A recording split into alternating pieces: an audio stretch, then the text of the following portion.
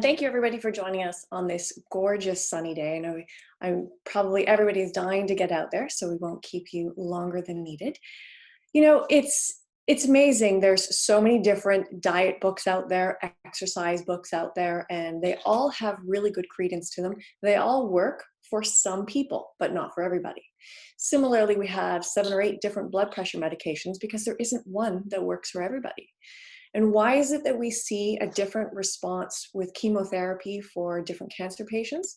Simply because of our genetics. Why the long face? Heredity. Really, everything comes down to our genetics or has a basis in it. For instance, genetics accounts for 50 to 60% of athletic performance, 40 to 50% of aerobic fitness, up to 70% of our metabolism and body weight is controlled by our genes, not by what we eat and how we exercise.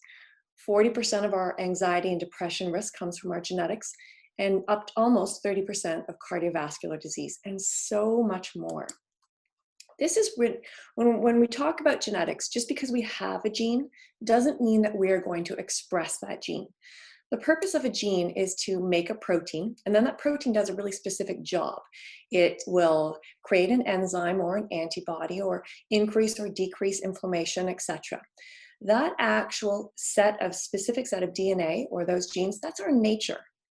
But just because we have that gene doesn't mean it's going to be turned on and we're going to make that protein and express that feature, because that gene is influenced by external factors like our environment or stress, diet, exercise, different supplementations, medications, etc. So that's our nurture. We all have our DNA, our nature, but we can manipulate that with our nurture. Some people like to think that it's really just male versus female, and men just have faster metabolisms and they can run faster, and that's why those characteristics are there. That's not true at all. We'll see, it really comes down, we have the same genes, it's how we express those genes. Now, there are certain characteristics for sure. For instance, we go into a place to buy some shampoo, whether it's a pharmacy or a salon. What does a woman consider? We're looking at the smell and the brand, and is it going to make my hair shiny and its color? What does a man look at? It says shampoo, I'm going to buy it.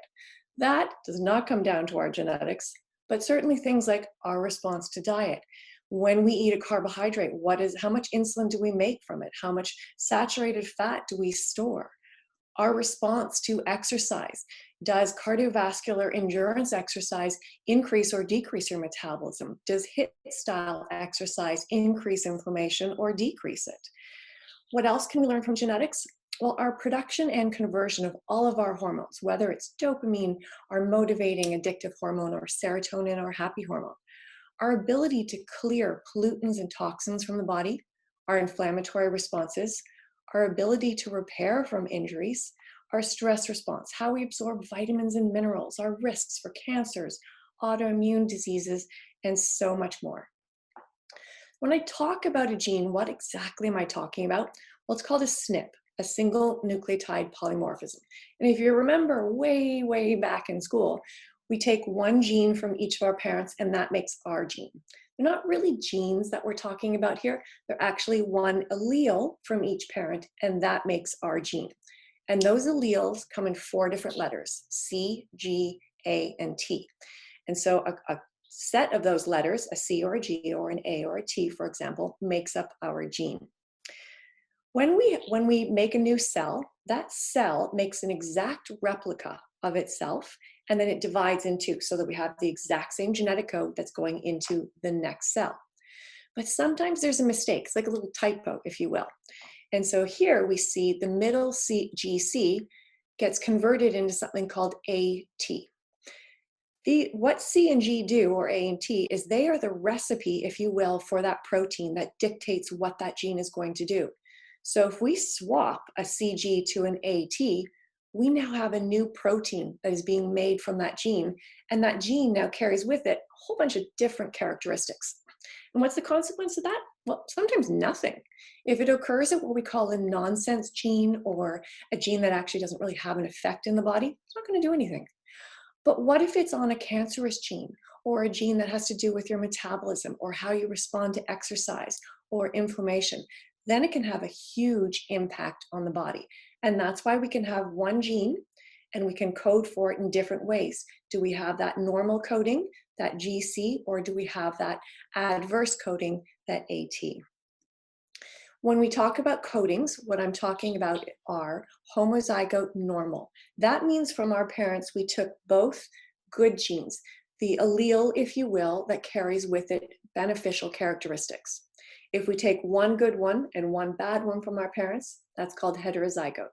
If we take two of the variant, that's called homozygote variant, and unfortunately that carries with it more of the adverse characteristics most often. So my job is to look at how somebody codes for that gene and say, oh my gosh, this is fantastic. Let's keep that gene turned on. I want to express that protein. This is how we do it. Or, oh, it's not so great. Let's turn it off. And this is how we do it. One of the biggest variables, one of those biggest nurture variables that we spoke about, one of the biggest things that can turn a gene on or off is stress. Cortisol, our main stress hormone, can actually take 90% of our stress hormones and 90% of our genes and turn it to the adverse position. It never actually takes our genes and says, I'm going to increase your metabolism, or I'm going to take your sleep genes and make you sleep deeper and longer. Unfortunately, it takes it to the adverse position. But it's also been shown that cortisol can actually pass into the nuclear membrane of a cell, bind to what's called messenger RNA, and actually change our DNA. And we first saw this, this was actually 2 years ago. There was two brothers in the US. One was an astronaut and one wasn't. One went up to space for 9 months, and he came back from space 7% different DNA than his identical twin brother. And that's because of the physical stressor of being up in space actually altered his DNA. But there's other ways that we can also alter our DNA through stress or other variables.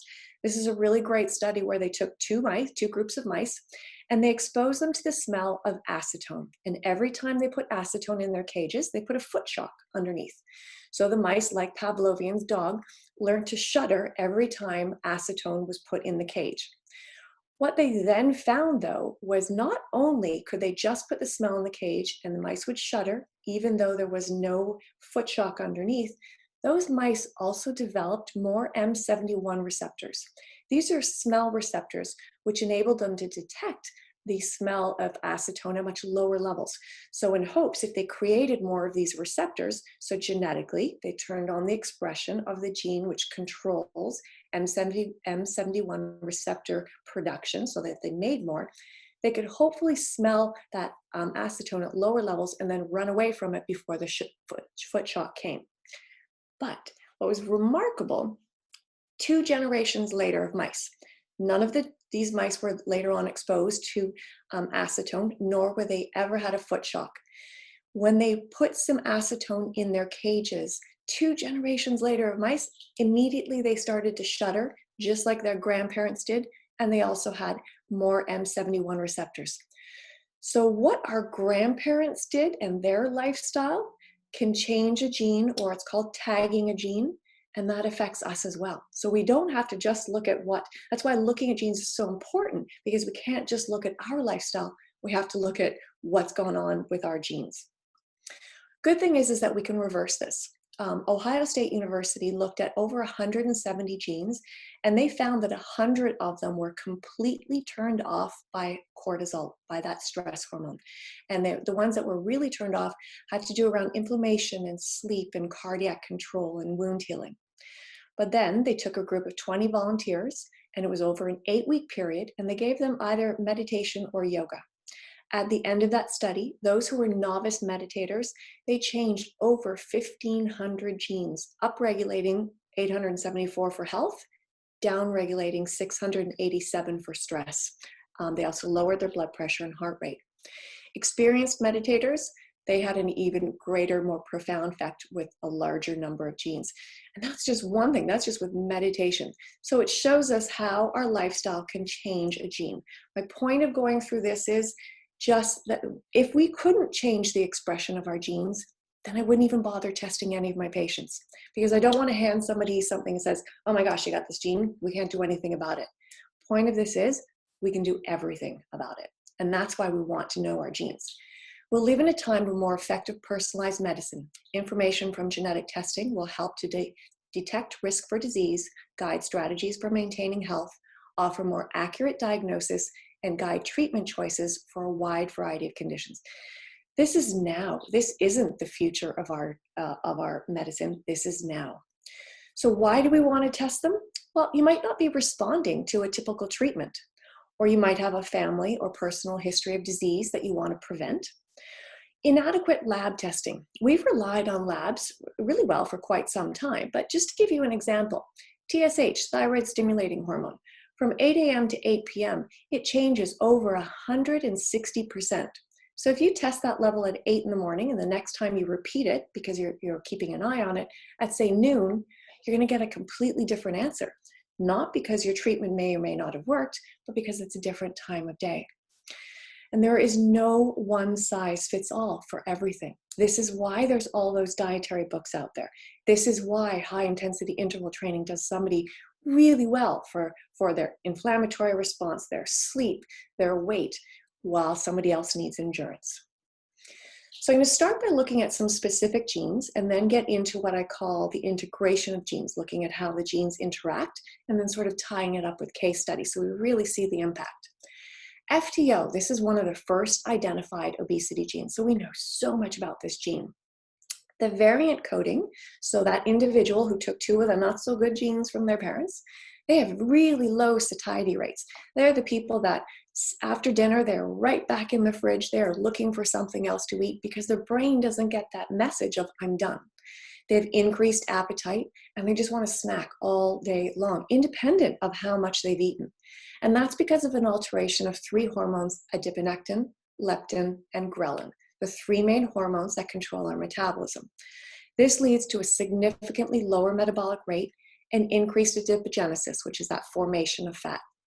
And all of these variables, this gene is turned on with high expression when they consume the very foods that they crave, saturated fats and sugars. So this is one of my favorite slides to show the impact of genetics. These are two mice. The one on the left is the variant, that homozygote variant who took two of the not so good genes. The one on the right took two of the normal genes. These are 20-week-old mice. They've had the exact same diet, exercise, and sleep patterns for 20 weeks. Look at the different size in them. This is a perfect example of why we cannot just pick up a book on diet and say, oh my gosh, that sounds great. I should be doing that. Or my friend lost a lot of weight on keto. This is why I'm going to do it. What does this FTO variant need? They need much higher protein than the two other codings for FTO. Not ridiculous, not protein shakes all day long, but higher than the actual people who have the fast metabolism. They need much lower saturated fats and sugars. They're really good with intermittent fasting. Those people who code normally for this gene, the FTO gene, they're not good with intermittent fasting. Those are the ones that can actually increase inflammation in. But we really have to also target those three hormones, adiponectin, leptin, and ghrelin. So we can use a great natural supplement called TMC, or tri-metabolic control. Short term, 8 weeks, reset the production of those hormones through those genes, reset this FTO gene to say, you know what, give me the appropriate balance of all three of my hormones, boost my metabolism back up. ApoA2, this is a gene which talks about when I eat saturated fats, how much of it do I actually absorb through the bowel? Does that go into fat formation? Does it increase cholesterol levels? And does it actually increase hunger? Now, we would think fats are really good satiety source. So when I eat it, it has a lot of calories. It should say to my brain, I'm done, don't make me hungry anymore. But in some people, it actually does the opposite. And that is achieved when these people eat more than 22 grams of saturated fat if they are variant for this gene. They have so much more increased absorption of this saturated fat that even by eating the same amount of saturated fat as somebody with a different coding for this gene, their BMI is higher by 6.2%. That's so significant. This is why ketogenesis is not for everybody. Because somebody who's variant for this gene, they need to eat saturated fat less than 22 grams per day. If they eat over 22 grams, turns that gene on, they start storing everything that they eat for the rest of the day, independent of whether it has fat in it, as fat. They increase their LDL, their bad cholesterol, and they increase inflammation. But let's look at how easy it is to get to 22 grams, particularly if you're doing keto or bulletproof. 1 ounce of coconut oil, MCT oil, or bulletproof oil, one or the other, is 16 grams of saturated fat. 1 tablespoon of butter is 7.6 grams. So let's take that coffee in the morning, that bulletproof coffee where you throw in the bulletproof oil, you throw in the ghee or the butter, you've already put yourself over 22 grams of saturated fat. Anything that you eat for the rest of the day, fat storage. Somebody who codes normally for this gene, on the other hand, they can have up to 40-45 grams of saturated fat. No risk of weight gain, no risk of cholesterol, no risk of inflammation. So what does the ApoA2 variant need to do? They need to consume less than 22 grams of saturated fats. Some easy ways we can do that: have more almonds and walnuts versus other nuts, because the almonds and the walnuts have higher monounsaturated fats versus the saturated. Consume more fat-free dairy products, because dairy is a saturated fat. Consume more pumpkin and chia seeds versus other seeds. The biggest thing, if you cut out that coconut oil, MCT oil, etc., it's really difficult to eat your way to 22 grams of saturated fat unless you're eating red meat 3 times a day. If you do have a cheat meal where you're eating a higher amount of saturated fat, you can use something called pure lean fiber, which helps to bind out that dietary fat in a very safe way before it gets absorbed. And the reason that hunger goes up with ApoA2 and the variants is that saturated fat increases that hormone ghrelin again that we saw with the FTO gene. So again, we can also use TMC here to help regulate the ghrelin. TCF7L2, transcription factor 7-like-2. This is a gene which talks about what does the body do when you eat carbohydrates, the simple carbs, the grains, the pastas, the rice, the corn, the potatoes, not the vegetables and salads. And there's a bunch of different genes that talk about what our body does with carbs, just like there is for protein, just like there is for fats. I'm just giving one example here. Somebody who is variant here makes much more insulin to the same amount of carbohydrate than somebody who is normal. That means they have much more weight gain from that carbohydrate, much more unstable blood sugar levels, and in fact, their risk of diabetes is 2-fold for the same amount of carbohydrates than somebody who codes normally. Obviously, we also have a risk of metabolic syndrome, increased risk of colon cancer, and inflammation. So what does that really look like? The banana on the left, if a normal person for a normal coding for TCF7L2 eats that banana, they will treat it as if it's the amount of sugar of 1 banana. The variant has to eat a banana about 1/3 of the size of the banana that the normal person gets to eat, because they will treat 1 banana as if it's 3 bananas, 1 piece of cake as if it's 3 pieces of cake, 1 piece of bread as if it's 3 pieces of bread. So you see, once again, we can't all eat the same diet in the same sizes, in the same proportions, and have the same response with our body. So what does a TCF7L variant need? They need to lower their simple carbohydrates to 2 out of 3 meals per day. And they need to keep them to around half the size of the protein on their plate. Their protein needs to be double the size of that simple carbohydrate. And that's because, again, they're treating it like they're eating 3 times that amount. And the types of carbohydrates we're talking about, those grains, starches, fruits, sweets, alcohol. They always have to combine that carb with a protein, because the protein will slow down the delivery of the sugar into the blood. And then they get the majority of their carbohydrates from the vegetables and salads. If they really need to alter blood sugar levels because they've been eating too many carbs for too long, we can use something called resveratrol, which will help increase the insulin sensitivity in the cells and therefore decrease the excess release of insulin. Then we have some stress genes, CRHR1. This is a gene which makes the proteins to form a receptor on the hypothalamus in the brain. The hypothalamus is the gland that controls our entire stress pathway. And when we have more of these receptors, we stimulate our stress pathway for a longer and stronger period of time. So we make more stress hormones for each stressor. So we have increased anxiety, depression, increased obesity, because cortisol has a huge effect on our metabolism, increased IBS-like symptoms because it also regulates the bowel. Similarly, NR3C2. This is a gene which codes for the receptors on the pituitary. How many receptors on our pituitary will dictate whether or not, once a stressor is started, how easily we can turn off further production of that stressor. So some people, when they have a stress response in their body and they've resolved that stressor, their central nervous system doesn't actually get the message that that stressor is over with and stop further production of the stress hormones. This is one of the genes that dictates this. And a variant for this just keeps making more and more and more stress hormone independent of whether that stressor is there or not.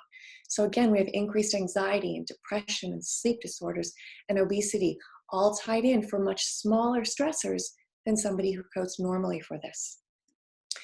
How profound this is a brain imaging, a functional MRI of two people, one who codes normally for these two genes and one who codes variant for these two genes. When they're exposed to a stressor, look how much the lighting up on the right-hand side is. This is emotional response, this is physical response, and this is also inflammatory response. It's like 5-6 times fold the response that the normal person has. And this is why, again, we see in society why some people react so differently to stressors. So what do these people need? Well, regular exercise, best way to reduce those stress hormones. Meditation, laughing, deep breathing, stop the multitasking, absolutely say no, but we need a little bit more help here. We can't just deep breathe and exercise our way out of these guys because it's on a genetic level. We have to actually alter that stimulation through that HPA, through that stress axis. And we can do that with something called Serotonin Plus by Douglas Labs. And it will reduce the excess release of cortisol and reset that whole stress pathway back to the quiet side of the central nervous system. I'm learning how to relax, doctor, but I want to relax better, faster. I want to be on the cutting edge of relaxation. If you tell somebody whose stress genes are in the variant position to just go meditate or deep breathe, when those stress hormones are really elevated up here, they actually can't even go to do any of their relaxation techniques. This is my relaxation tape. It's the sound of the ocean waves crashing onto the shore, snatching my boss's body off of his beach chair and carrying him out to sea. Once you reset them, anything can become a de-stressor. Now I'm going to look at the integration of genes because we can't just treat gene by gene because your specific coding for one gene is going to interact with your specific coding for another gene and your specific coding for another gene, and that's what gives us the messaging system of what we need to do for your body. So using exercise as an example, great gene actin-3. This is a gene which determines how many fast twitch versus slow twitch fibers you have through the production of a protein called actin-3. So if somebody is CC here, that means they're normal. They have a lot of actin production of that protein, so they have a lot of fast twitch fibers. So they're great sprinters. They also have really thick myelin sheath, which is the coating around the nerve, so they get a really fast transmission of messaging system from their brain down the nerve to the muscle to say, go, explode. Great for those explosive, powerful movements that we see with high intensity interval training or sprinting. But we can't just let our muscle fibers determine our exercise type. What about our blood flow? So we look at ACE gene, and AA here, this means the variant. This is a gene which makes an enzyme called angiotensin II, which takes our blood vessels and tightens them up. To match us for sprinting, what we need is a tightening up of the blood vessels, a really fast push of a high volume of blood across the muscle for a short period of time to get those powerful explosive movements again. We also, the ACE gene also controls our sodium-potassium pumps. So here again, what we're going to see with the sprinter is we need a good control, a high-level sodium-potassium control for those explosive movements. The variant, though, has more vasodilation, opening up. So they don't get that fast profusion of blood. They just get this nice, slow delivery. Similarly, they have a lesser control of electrolytes, but both of that cater towards endurance, light, long, slow delivery of blood across the muscle, a longer control at a lower level of electrolytes. If the ACE variant tries to do high intensity interval training, they're actually going to increase something called creatine kinase, which is a marker of muscle damage. So we're actually going to increase our damage and injury within the body by doing the wrong kind of exercise. Similarly, ADRA-B2. This talks about bronchodilation and therefore how much oxygen we release to the muscles while we're exercising. Somebody who's variant here doesn't have a lot of receptors for this gene, so they have less bronchodilation. So HIIT needs that high amount of oxygen again for a short period of time. Endurance needs lower level at once, but for a prolonged period of time. So the variant here is designed for endurance. So we have a muscle fiber for high intensity interval training and sprinting, but we have the blood flow, the electrolyte control, and the oxygenation for endurance. So what do? Well, we want to perfect everything so that we can make a sprinter ideal and not wind up with an endurance athlete who's keeling over. So what do we need? We moderate the intensity of these workouts. You can still perform sprints, but rather than that true all-out sprint for 30 seconds with the full stop, they need to be longer, slower sprints, about 1 to 2 minutes, and about 75% capacity, with a longer, faster recovery, about 45 seconds at 50% capacity. Or they can perform a cardiovascular workout around 45 minutes to an hour versus just the 30 minutes, or versus the long endurance of 2 hours. So these individuals, they're not the true hits, they're not the true marathon or even half marathon runners, they're right in between. And if we do need to help with some muscle repair, we can use some glutamine if they're doing more modified interval training. Integration of genes with estrogen. CYP17A1, this is a gene which talks about how much estrogen does your body make right off the bat. It's inactive estrogen, but how much do you make? Then we have a gene which says, do you push that inactive estrogen into a 2-hydroxy form, which is the anti-cancer form? This is the kind that doesn't stimulate fibroids and cysts and breast cancer and colon cancer and prostate cancer. CYP1B1, this is a gene which says, do I take that inactive estrogen and convert it to 4-hydroxy, the cancerous kind of estrogen? And then we have COMT and GSTP1. These are genes which talk about how well do you clear out estrogen. So you might make a lot, but if you clear it out really quickly, that kind of balances. Or you might make a lot and not clear it out, then we got a lot of estrogen on our hands. Then we really need to look at which way do we push it. So let's look at 2 different scenarios. CYP17A1, they're variant. That means they make a higher starting level of inactive estrogen. But the good news is their 1A1 is also variant. This is one of those odd times where variant is actually the good position. Very rarely will variant be the good position, but in some genes it is, and this is one of them. So this means they take that inactive estrogen, they push a lot of it to the good 2-hydroxy version. And through their CYP1B1, they're normal. So they push it away from the 4-hydroxy. And we look at their clearance genes, they're also normal. So they get rid of that estrogen really well. Great candidate for hormone replacement therapy. For me, I'm always going to look at these genes, whether it gives somebody bioidenticals, whether it's a pharmaceutical, whether it's a natural supplement. These are the genes which then dictate which way are you going to push that. This is why there's so much controversy about hormone therapy and its risk with cancer, because some studies show it doesn't have any risk. Those are the people who code like this. Some people, exact opposite.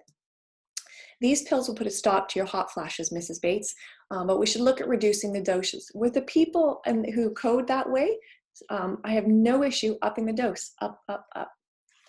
However, scenario 2, CYP17A1, they're normal. So this time we're starting with less active estrogen. So that sounds good. But with their 1A1, they're also normal. So they're pushing it away from the 2-hydroxy. They're variant for the next gene, pushing it to the cancerous form, the 4-hydroxy, and they don't clear it out through those 2 genes. This is not a good candidate for hormone replacement therapy. This is somebody that will quickly take any version of estrogen and push it to its bad form.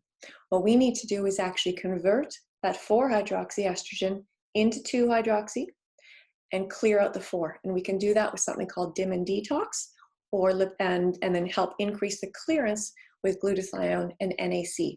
So you see, even though we have these pictures which are potentially dangerous, we can modify that picture. Serotonin metabolism. 5-HTT-LPR, this talks about serotonin reuptake, how it transports serotonin from the blood to the receptor to have an effect. They're variant, they don't do it very well, very low transportation. TPH2, they're normal. This is a gene which converts tryptophan into serotonin. So how much serotonin do we make? They're normal, they make a ton, which is great. So they got a lot in their blood, but they can't get it out of their blood. And MAOA, this talks about how they clear out the serotonin. This time they're heterozygote, a little bit of each. So they don't clear it out at the highest level, but they also don't keep it at the highest level. This is not a good candidate for serotonin support, natural or pharmaceutical, because they already have a ton in their blood and they don't clear it out at the highest rate and they can't get it out of their blood to the receptor. If you give them natural or pharmaceutical serotonin, it's going to increase something called serotonin syndrome, which is anxiety, higher blood pressure, insomnia, and depression. So we often read about why is there depression or suicide as a side effect of an antidepressant? This is exactly why, because in this individual, not a good choice. This individual, though, on the other hand, they have normal uptake, normal transportation out of the blood to the receptor of serotonin. Their TPH2 is heterozygote, so not full-on production, not the lowest level, but we've got room to increase it there. And they clear it out again at a slightly average rate, not the highest, but not the slowest. This is a perfect candidate. They don't have quite enough in their blood, but they've got great ability to uptake it into that receptor. Great candidate. We can use a natural version like Sero Plus, or we can use a pharmaceutical one. So I'm going to look at some case studies putting all of this together so we see how it works. This is a 39-year-old man who began working out 2.5 years ago. He runs 30 to 40 minutes a day at a moderate pace and 4 times a week. He does weight training, about 8 to 10 reps, medium weights, 3 sets, 3 times a week. But he was getting frequent injuries, Achilles tendonitis, plantar fasciitis, tennis elbow, sort of every 3 to 5 months. And this was stopping him from doing his workouts for weeks at a time. So he could never get into that good routine. He was assessed for his gait. He was a heel striker. He was also assessed for orthotics and didn't need those. On orthopedic examination, he had a bit of inflammation and fluid in the calcaneus, called ensopathy.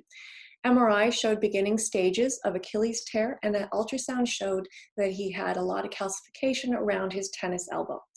So he did cortisone injections into the plantar fascia and into the right elbow. But let's look at what happens with his genes. MMP3, this is a gene which talks about making an enzyme called a collagenase, which breaks down collagen in the tendons, in the ligaments, in the joints. So he makes so much of it that he's continually breaking that down, getting all these tendinopathies. COL1A1, this talks about how well you can repair that collagen. Can you go in and fix all the damage that the MMP3s have made? And here, he didn't have a great ability to do that. TNF alpha and interleukin 6, these are 2 major inflammatory cytokines. They're called upon during injury, infections, trauma, stress. In this case, it's injury. He makes more than the normal amount of inflammatory substrates whenever there's an injury. So he's got this enzyme breaking down his collagen. He can't repair the collagen well. And when that starts to happen, he makes a lot of inflammation, which then actually stimulates more enzymes to break down more collagen, and the cycle goes around. We look at the type of exercise that he's designed for. His Actin 3 was TT, so he's much better with endurance. His ACE is AG, so he needs to moderate it a little bit. He's not the true marathon guy there. And with respect to his ADRA-B2, he was also variant, so he was better with endurance. So what do? We K-tape over both of the Achilles. Gel inserts into the heel just to lift them up a little bit. Using something called Ligament Restore. Ligament Restore will help give all the ingredients he needs to go in and repair that collagen. Resveratrol extra will actually inhibit the production of those enzymes, those MMP3s, and turn that gene to its off position. We can use something called curcumin. For him, we could. Curcumin is a wonderful anti-inflammatory, but like with everything with genetics, not for everybody. If somebody codes heterozygote or variant for this gene called CYP1A2, which is the detoxification gene, Curcumin is actually going to be pro-inflammatory. So really important to notice that. He was normal, so we could use the curcumin, and then it became anti-inflammatory. Moved him into water running for 1 month and ice. His daily pain and irritation in the Achilles was reduced within days from the cake tape, but 2 weeks later into the treatment plan, he felt as if he could run, like if he had to run for a bus. We hadn't got him into running on land just yet, and he still wouldn't get any flares afterwards. The elbow pain was gone by 3 weeks and completely gone by 6 weeks. At 4 weeks, he had no pain reintroducing running twice a week and was back to running 4 to 5 times a week at week 6. We reduced the ligament restore to 1 twice a day, and we kept all other supplements in. A year later, he ran his first half marathon and PB'd in the next 7 races over the following 2 years, and he remained injury-free. The one beautiful thing with genetics is you get, when you tweak those genes into its right position, you get long-lasting effects. We know that we can diet somebody down to a certain size, but are they going to maintain it? And did they do it in a healthy manner? We can train anybody to do one race, but can you continually do that style of racing? This is all determined by our genetics. Next study was a 34-year-old female. She was a distance runner in her early 20s. She was slim and ate a balanced diet of protein to carbs to fats around 25, 50, 25. She dropped most of her exercise though when she graduated university and started working as a lawyer. She was sleeping only 6 hours a night and waking between 2 to 4 in the morning. That's the classic witching hour for high cortisol, high stress, is waking between 2 to 4 in the morning. She gained 17 pounds in 6 months, and she hadn't changed her diet at all. She started eating, at that point, she's like, I got to do something about this. So she started eating keto style and began running again, training for a half marathon, thinking this was the best thing for her to do. While she went keto and trained for that half marathon, she gained 7 more pounds in 1 month and was a lot more fatigued. So here we look at her TCF7L2, one of those carb genes. She's actually fine with carbs. She produces the normal amount. There's another carb gene called IRS1. Here she was heterozygote, so still not variant, so need to decrease the carbs a tiny bit, but not full on. Her ApoA2, she's variant. She is not good with saturated fats at all. And her FTO, a different FTO than the first one we saw, TT, there's a 2.6-fold increase in weight when eating saturated fats. When we look at her genotyping for her exercise, she's CC for ACT, she's normal for actin 3. She's much better with sprints. She has an average amount of vasoconstriction for blood flow, so we need to moderate those sprints a little bit, and as well as the sodium-potassium control there. And with her ADRA-B2, so that bronchodilation, she's variant. She's normal, GG. She doesn't excel at endurance here. She's designed better for sprinting. So what do? I actually returned her closer to her original diet, more healthy carbohydrates, at each meal around 2/3 the size of the protein, reduced her saturated fats to less than 22 grams, and maintained a moderate amount of protein. Because of her genetic coding with some other genes, it was 0.7 grams per kilogram of body weight divided into 3. And that gave her the protein per meal. We changed her to a modified HIIT, around 80% work efficacy for her sprinting, with 35 to 40% recovery, and doing about 45-minute workouts. We needed to reduce the stress because the stress was originally what stopped her from sleeping. And then that stress and lack of sleep is then what turned on all of her dietary genes, which previously had been turned off. So we're going to use that Serenitin Plus, 1 dose an hour before bed and 1 capsule of She Weight. And also using some melatonin, some time released, around 6 milligrams an hour before bed. She lost 2 pounds in the first week and she felt much less muscle fatigue. She was sleeping through the night in about 10 days' time, waking much more rested. At 8 weeks, she had lost 19 pounds, and by the end of the 3rd month, she had lost 28 pounds. 2 years later, she was spending less time working out and eating more food than before, just a better ratio. And when she had kept all the weight off, she also had great energy and she was sleeping consistently. So you can see, if we didn't know her dietary genes there, her exercise genes there, where we were going to go, what was going to help her maintain that weight loss. And lastly is a comparative case study. So in these 2 case studies, we'll look at 2 individuals who came to me with exactly the same symptoms. They were anxiety symptoms. And if I didn't look at their genes, I might have considered looking at using a similar treatment protocol for both their acute and long-term treatment. But when you see their genes, you see you can completely change how you manage a case and what you need to do. So Andrew is a 42-year-old male. He was always an anxious man, but lately he started experiencing alternating depressive bouts with anxiety. He was, prior to him coming into my office, 8 months prior, he was promoted to head of his department. 2 months after that promotion, he began waking at that cortisol witching hour, 3 a.m., with racing thoughts. He also noticed that he had an inability to let go of issues, even if they had been dealt with. He stated that he felt like he was always underwater all the time, and then he began experiencing frequent headaches, which he called hot flashes or sweats, some chest tightness, all of which were worse on stressful days. So his stress genes, FKBP5, NR3C2, CRHR1, and the COMT. Putting it in a nutshell, he produced more stress hormone for each stressor.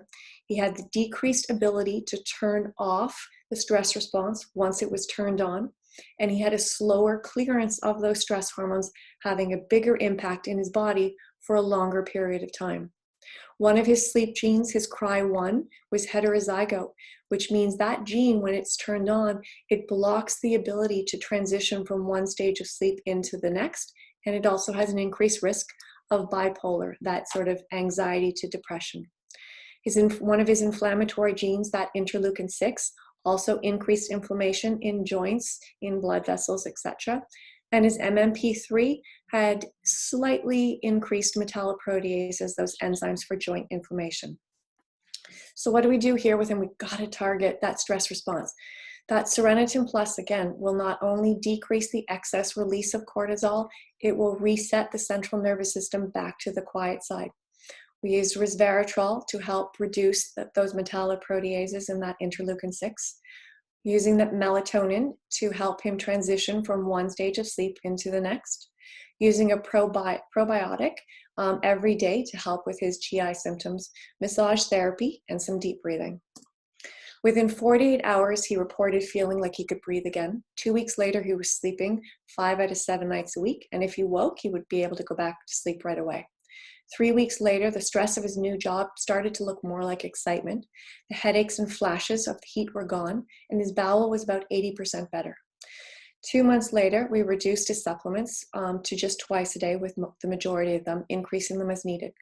1.5 years later, he was promoted again, but this time he was thrilled about the process and he handled it very well and didn't have any of those symptoms come up.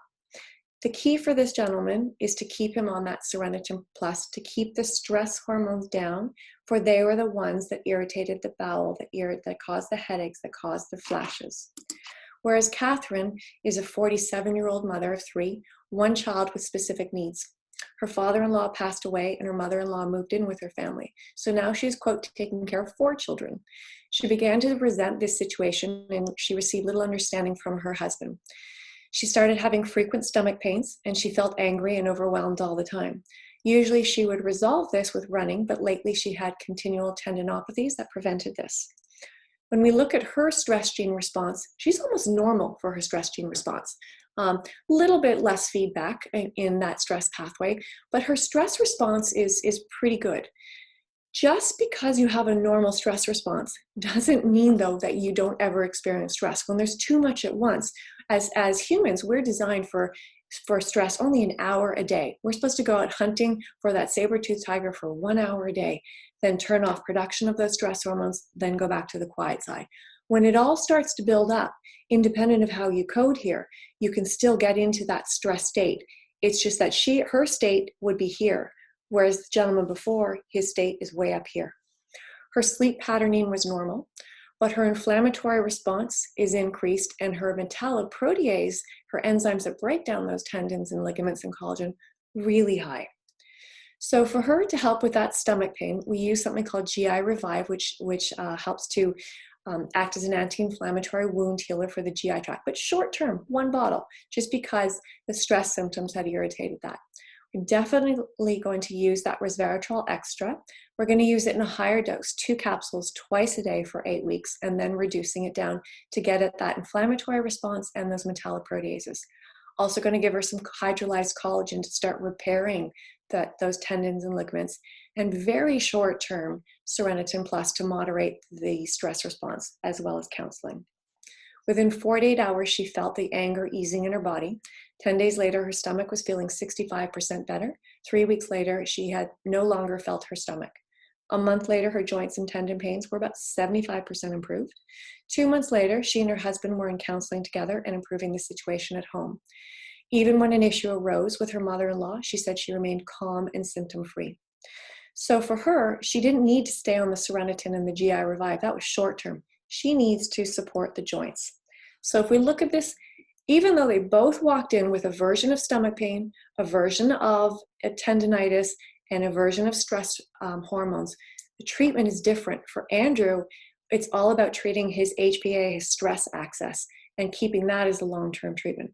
For Catherine, her stress genes are ideal, but we need to make sure she's got her stress management techniques. That's the exercise. So we need to keep the inflammation and the collagen breakdown at bay. So we treat the 2 different people completely differently, despite the fact that they walked in with very similar symptoms.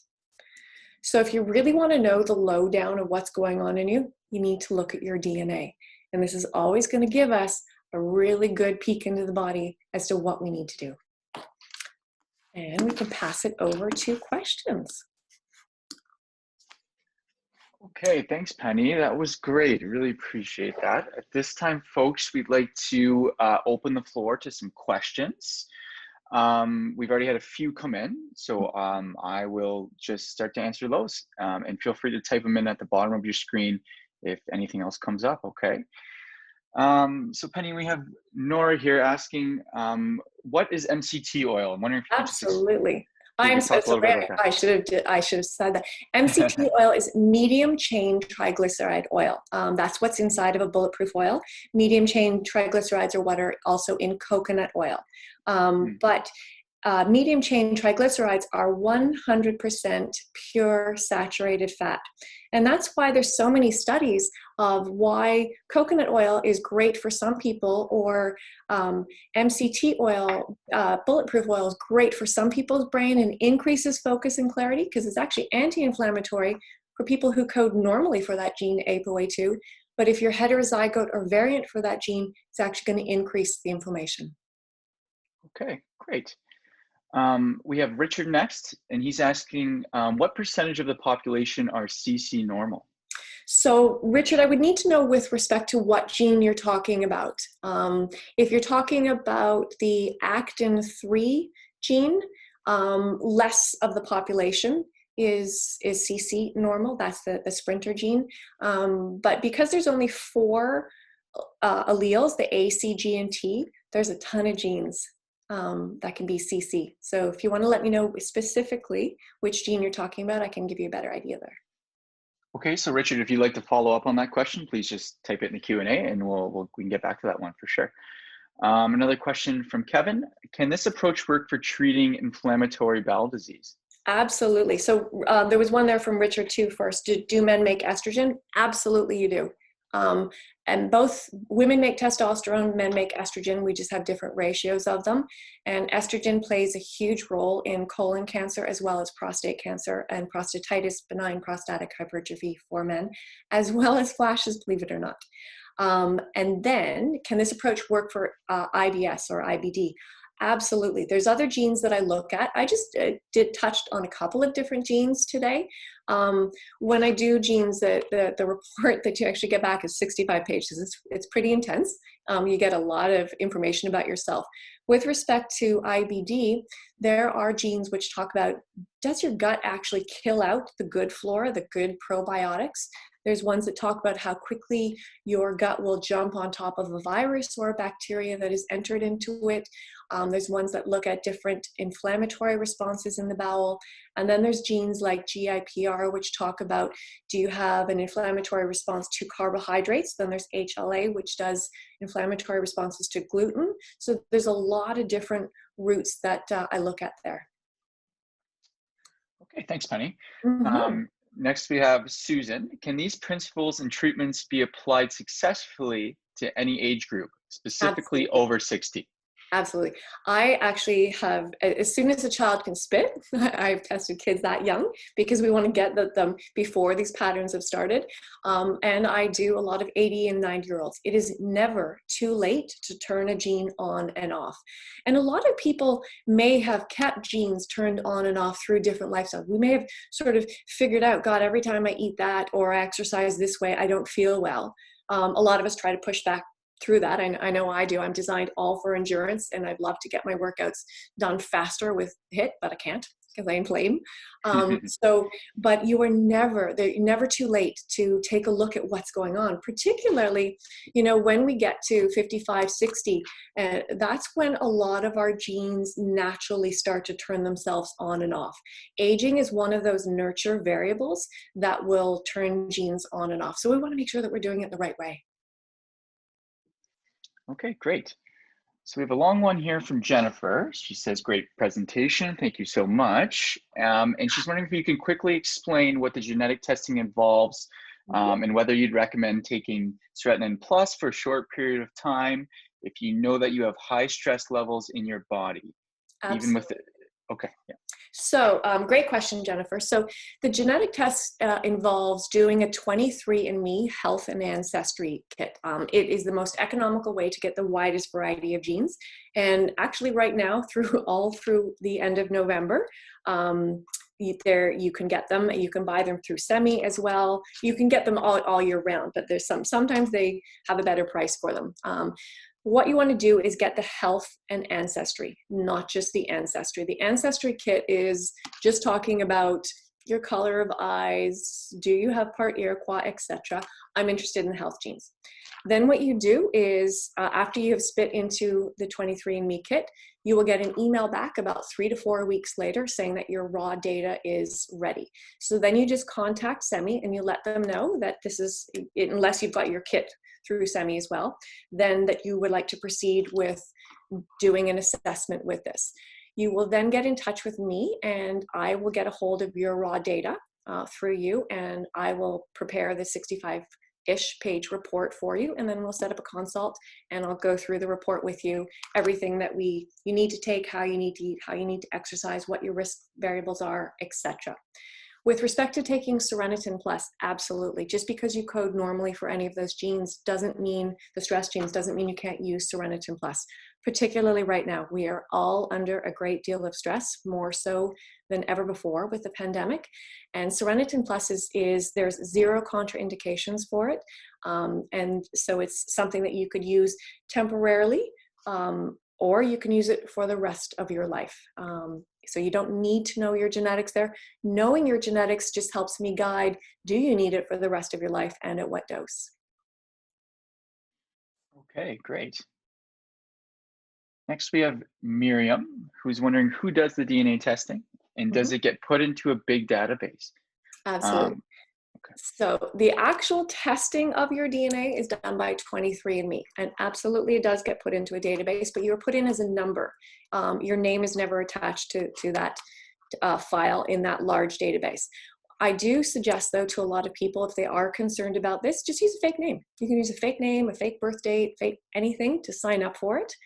And then it, in that database, even though you are a number, if somebody hacked that database, which hasn't happened just yet, but if they did, then there's no trace back to you. Okay, Mhm. great. Next, we have Douglas, who says wonderful chat and was wondering what does a genetic test look like and how do you then analyze it? Absolutely. So for you, the consumer, what it's going to look like is you order that 23andMe kit, you spit in it, and then you will get that email back from them. There are reports on the 23andMe email that you will get back from your testing, but I generally suggest people not look at them. The reports involve a lot of what I call nonsense genes, non-clinical genes, genes of less clinical value, and I don't want people to get caught up in that. They'll also tell you if you want, are you positive or negative for certain cancer genes? I'm less interested in whether you're positive or negative for those cancer genes. I'm more interested in, do you own the genes that then turn on those genes? For instance, back to that estrogen example, there's a great deal of people who are negative for the BRCA gene, but they still get breast cancer. And there's a ton of people who are positive for the BRCA gene and they don't get breast cancer. Those genes that control whether or not you get it and turn on that BRCA gene are all the genes we spoke about in the lecture. I'm more interested in those genes.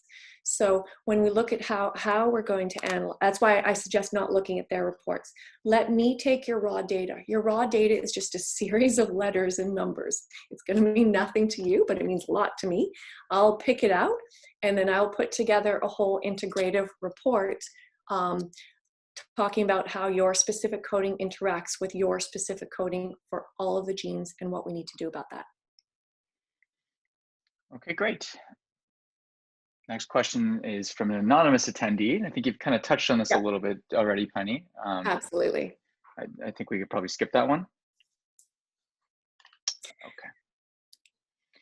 Okay. Okay. Next question is from Teresa. Does menopause impact the gene action?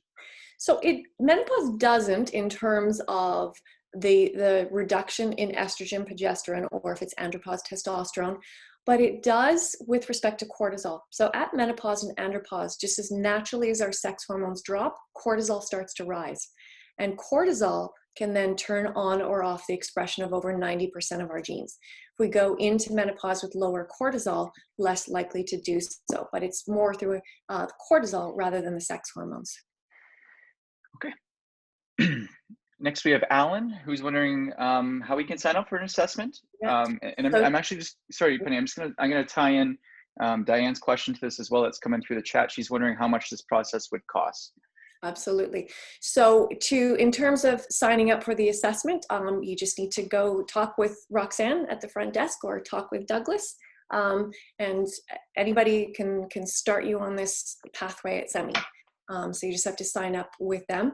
In terms of the costing, that part I would actually leave over to SEMI themselves. I know what my part of the fee is, but there's a lot of different parts to it because you're going to include it in it is going to be the report, the 1 hour consult with myself, the kit. There's a lot of different variables. So I believe SEMI has done it as a package. So okay, I'm not sure of the cost, but I can tell you to start it, speak to anybody at SEMI. Okay, yeah. And Diane, feel free to reach out to me via email if you'd like me to further up on that question for you, and I can get back to you with all that stuff, okay? My email is just attached to all the previous webinar information that's been sent out. Okay. Next question from Marianne is okay, we'll skip that one. We'll get back to that. I'll answer that for you, Marianne, okay, later. Miriam again, she just wants you to know that she's committed no crimes, but she's concerned about privacy issues. So I think you've touched on some of that stuff already. Fake name, yeah. Yeah, okay. All right, anonymous attendee, does age impact this analysis? Is it a factor? Nope. No, okay. Anonymous attendee, how do you analyze the side effects of medication while altering patterns in treating patients? Absolutely. Very good question here. So what I also take a look at are different genes which talk about how you clear out those medications, whether you're suited for that medication, and what those side effects could be. So as we alter genes, and I will be looking at all the side effects, following along different blood work variables if need be, and then changing the dosing of the medication if need be as well. Okay, great. All right, we have Jean. Are any of the program costs normal covered by extended benefits? We can get back to you on that as well. Jean, I'll give you my email and you can reach out to me about that. Okay. Okay.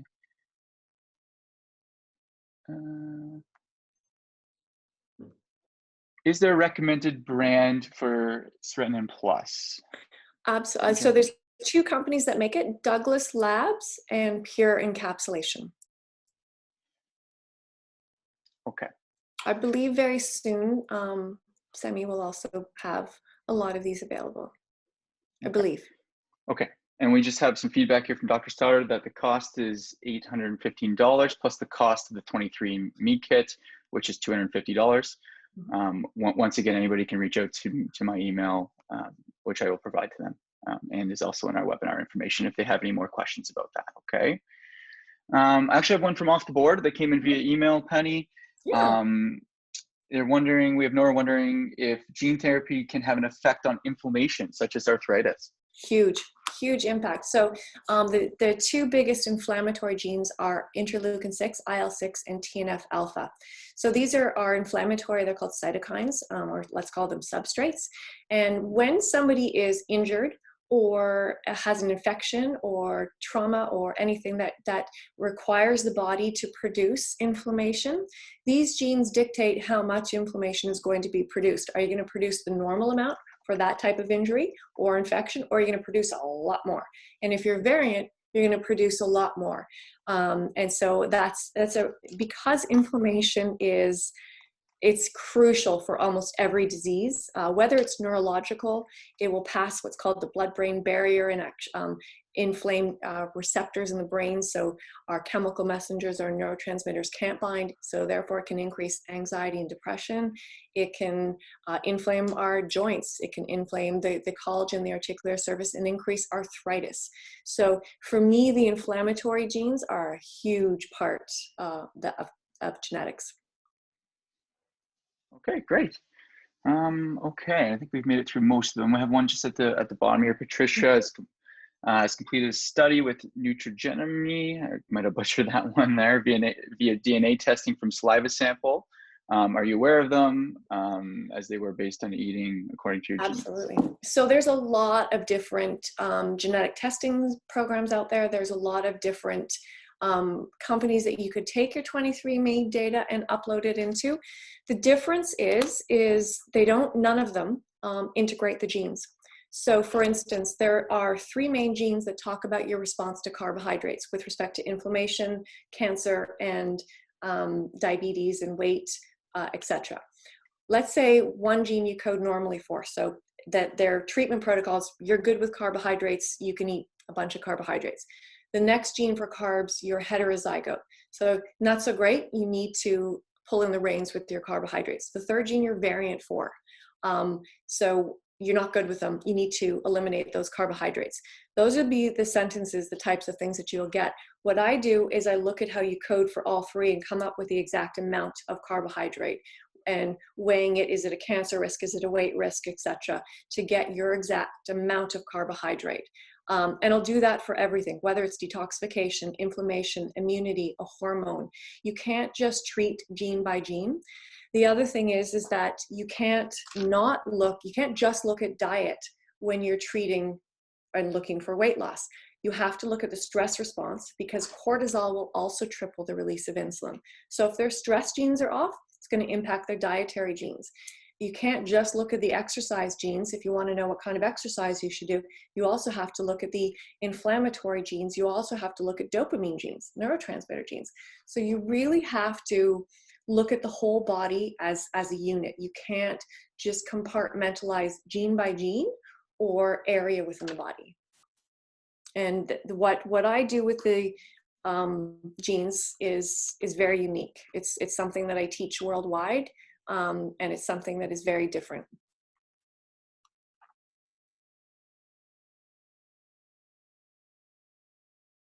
Hello? Sorry about that, I was just on mute. Nope. Maybe we'll wrap it up with one final question, Penny, okay? Questions from Shirley. Do you look at our autoimmune and can you adjust it to be normal? Yeah, absolutely. So in the immunity section of my report, there's also all of the autoimmune genes, without a doubt.